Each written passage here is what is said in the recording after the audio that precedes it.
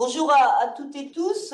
Nous avons souhaité, Denis l'a dit, vous inviter à cette conférence de presse pour partager avec vous la situation particulièrement inquiétante dans nombre de lieux de travail des organismes de sécurité sociale et des services publics au regard des besoins de plus en plus importants des usagers.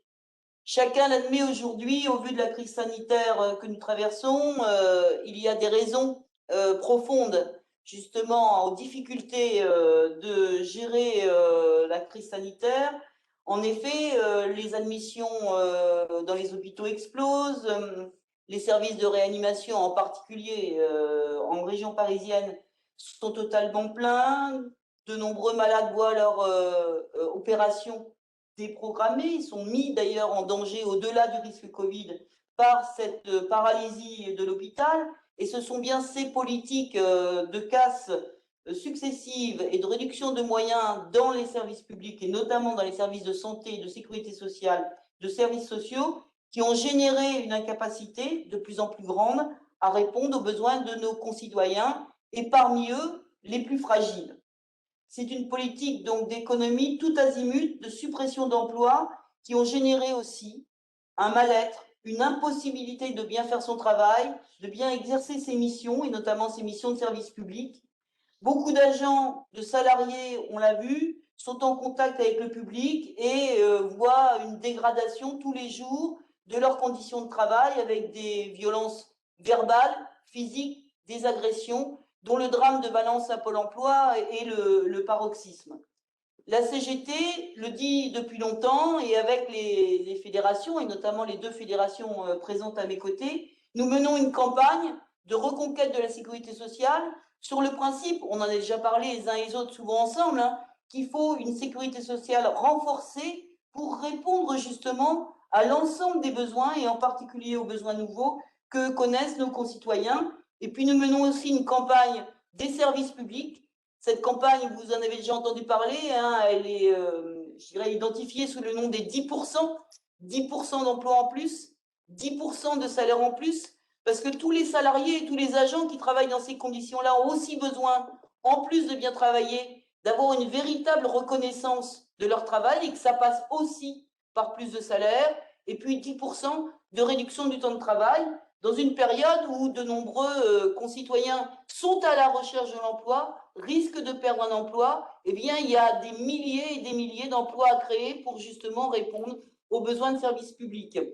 Alors, répondre aux besoins de services publics, c'est un enjeu que l'on doit à notre jeunesse.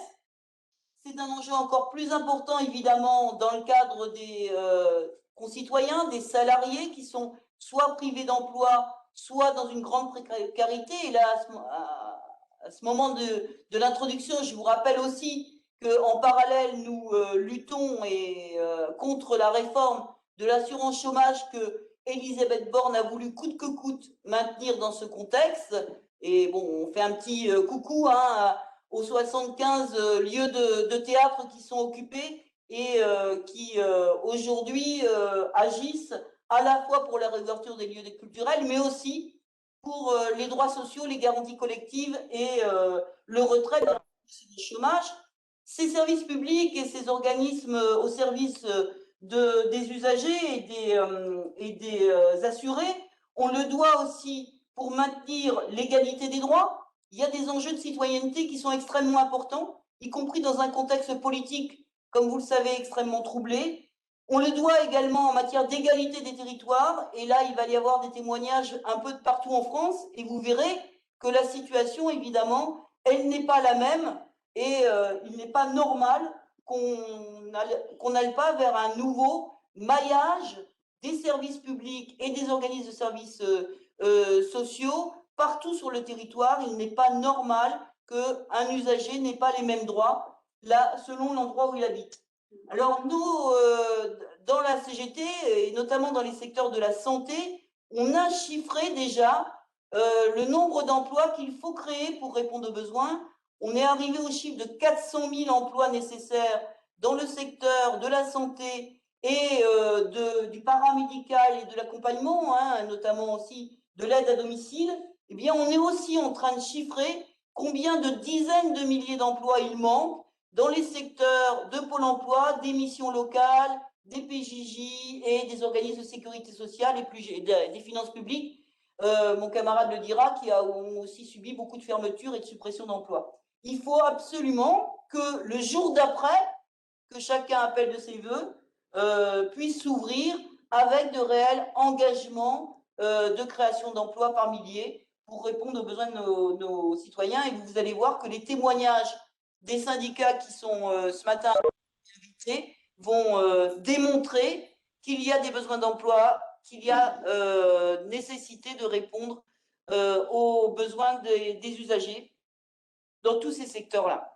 Je vous remercie. Je termine juste en faisant une toute petite diversion par rapport à notre sujet de ce matin. Mais ce matin, nous avons appris les premiers résultats concernant les élections aux caisses de CNRACL, qui concernaient donc le secteur de la fonction publique territoriale et de la santé. Et un certain nombre d'entre vous me connaissent puisqu'on a beaucoup échangé ensemble l'an dernier dans le cadre de la mobilisation contre la réforme des retraites, qui heureusement aujourd'hui est complètement annulée. J'avais envie, je ne résiste pas à vous annoncer que la CGT est confortée dans son rôle de première place aux élections de la CNRACL avec 4 sièges sur 8 et que notre lutte contre la réforme des retraites a sans doute conduit de nombreux électeurs actifs et retraités à faire le vote CGT. Je vous remercie.